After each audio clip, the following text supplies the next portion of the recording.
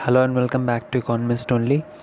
आज की इस वीडियो में हम लोग डिस्कस करने वाले हैं माइक्रो इकोनॉमिक्स के कुछ बहुत ही इम्पॉर्टेंट एमसीक्यूज़ को, और जो डिमांड एंड सप्लाई से रिलेटेड है, बेसिकली जो चैप्टर 1 में दिया रहता है माइक्रो इकोनॉमिक्स के। तो चलिए स्टार्ट करते हैं आज के इस टॉपिक को। तो यहाँ पर ये सबसे पहला क्वेश्चन है। इसमें क्वेश्चन है कि which one is the assumption of law of demand. इसमें चार ऑप्शन दिए गए हैं। इसमें ऑप्शन ए है price of the commodity should not change, option B है quantity demanded should not change, और ऑप्शन सी है price of substitute should not change, and option D है demand curve must be linear. तो इसका right जो answer होगा वो होगा ऑप्शन सी, और यहाँ पर इसकी एक्सप्लेनेशन भी दी गई है ऑप्शन सी की, जिसमें ये किया क्या है, नो चेंज इन इनकम, ये सारे अजम्पशन है उसके लॉ ऑफ डिमांड के। No change in size of composition of population, no change in price of related goods, no change in consumer taste preference, और no expectations of a price change in a future, no change in climatic conditions. तो ये सारे assumption है जिस उसमें नहीं दिए गए थे, और यही लॉ ऑफ डिमांड के ये सारे अजम्पशन होते। इसके बाद ये सेकंड क्वेश्चन है, normally a demand curve will have the shape of horizontal, vertical, downward sloping and upward sloping.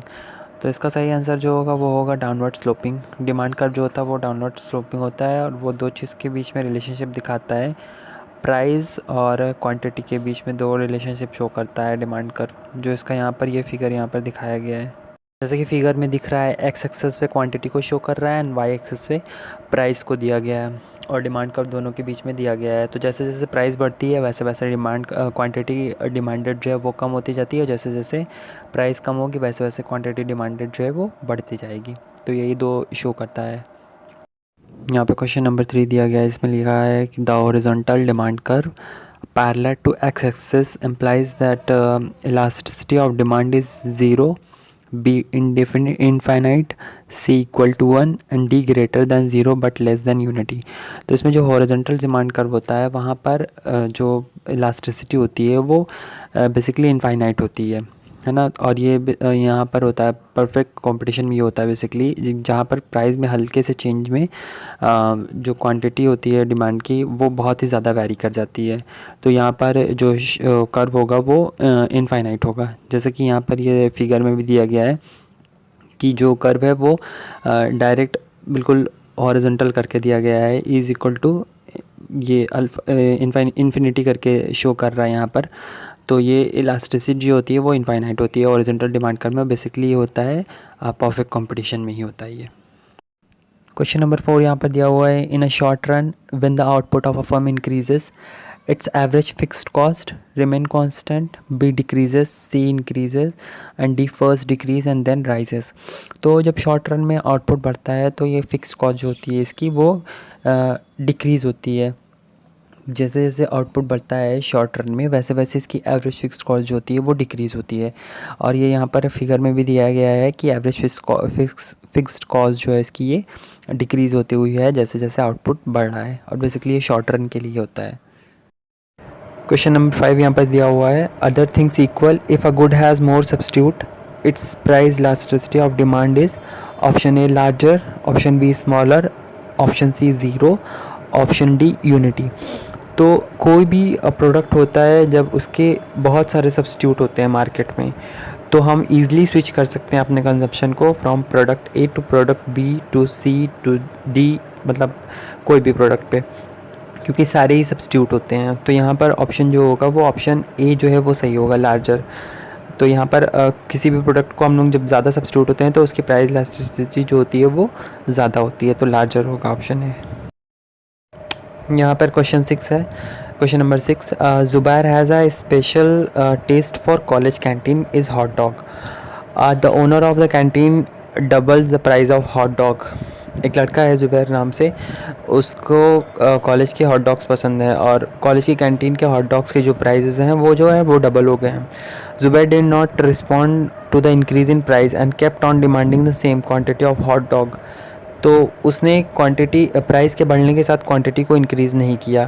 तो his demand for hot dog is, तो उसकी डिमांड हॉट डॉग के लिए उसकी डिमांड कौन सी डिमांड है, A perfectly elastic, B perfectly inelastic, C elastic, D less elastic. तो यहाँ पर ऑप्शन जो है वो ऑप्शन सही ऑप्शन जो होगा वो ऑप्शन बी होगा, क्योंकि प्राइस के बढ़ने के साथ जब हम किसी तरह कोई रिस्पॉन्ड नहीं करते हैं और सेम क्वांटिटी को डिमांड करते रहते हैं तो वहाँ पर जो डिमांड होती है वो इन इलास्टिक होती है। तो यहाँ पर परफेक्टली इन इलास्टिक जो होगा वो राइट ऑप्शन होगा। क्वेश्चन नंबर 7 यहाँ पर दिया गया है, law of demand shows relations between option A income and price of commodity, B price and quantity of a commodity, and C income and quantity demanded, and option D quantity demanded and quantity supplied. तो जो law of demand है वो state करता है price and quantity of a commodity, commodity और price के बीच में जो रिलेशनशिप होता है वही स्टेट करता है लॉ ऑफ डिमांड। जैसे जैसे प्राइस बढ़ती है वैसे वैसे क्वांटिटी घटती है, जैसे जैसे प्राइस घटती है वैसे वैसे क्वांटिटी बढ़ती है। तो ये लॉ ऑफ डिमांड इसी को स्टेट करता है। तो यहाँ पर ऑप्शन बी सही होगा, price and quantity demanded, quantity of a commodity. Question number 8 यहाँ पर दिया गया है, price of a product falls by 10% and its demand rises by 30%. The elasticity of demand is option A 10%, option B 30%, option C 3%, option D 1/3%. तो यहाँ पर जो सही ऑप्शन है वो ऑप्शन होगा सी 3%। अब इसको कैसे सॉल्व करते हैं? इसको सॉल्व करने का तरीका ये है कि हम लोग इसको एक फार्मूले से सॉल्व करते हैं, delta Q by delta P करके। जैसे यहाँ पर दिया गया है delta Q by delta P, तो वहाँ पर क्वांटिटी कितनी थी 30 थी और प्राइस कितना था वो 10 था। तो यहाँ पर इसको जब डिवाइड करेंगे तो यहाँ पर 3 आंसर आ जाएगा। अब इसके बाद क्वेश्चन 9 है, price and demand are positively correlated in case of. Price और डिमांड पॉजिटिवली कोरिलेटेड होते हैं किस केस में? A Giffen A necessities, B comforts, C Giffen goods and D luxuries. तो जो गिफिन गुड्स होते हैं यहाँ पर ऑप्शन सी जो गिफिन गुड्स है उसमें प्राइस जो होता है पॉजिटिवली कोरिलेटेड होता है। पॉजिटिवली कोरिलेटेड का मतलब क्या होता है कि जैसे जैसे प्राइस बढ़ेगी वैसे वैसे उसकी डिमांड बढ़ेगी, जैसे जैसे प्राइस घटेगी वैसे वैसे उसकी डिमांड घटेगी। कुछ प्रोडक्ट ऐसे होते हैं जो मार्केट में अगर उसका प्राइस कम हो जाता है तो हम उसकी क्वांटिटी को पहले से कम डिमांड करना शुरू कर देते हैं, तो अगर उसकी प्राइस बढ़ती है तभी हम उसको परचेज़ करते हैं। तो ये ऐसा होता है गिफिन गुड्स के केस में। जैसे कि यहाँ पर दिया भी हुआ है, price and demand are positively correlated in case of Giffen goods. A given good is a product for which demand increases as the price increases and falls when the price decreases. जब इसकी price कम होती है तो ये इसकी demand भी कम हो जाती है, तो इस गिफिन गुड्स के केस में होता है। और फिर यहाँ पर दिया गया question number 10, the supply of a good refers to stock available for sale, B is total stock in the warehouse, and C actual production of the goods, and D quantity of the goods offered for the sale at a particular price per unit of time.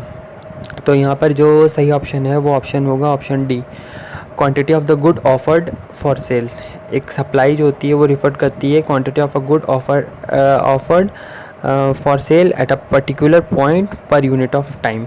तो option D यहाँ पर जो हो जाएगा वो option सही option होगा, option D.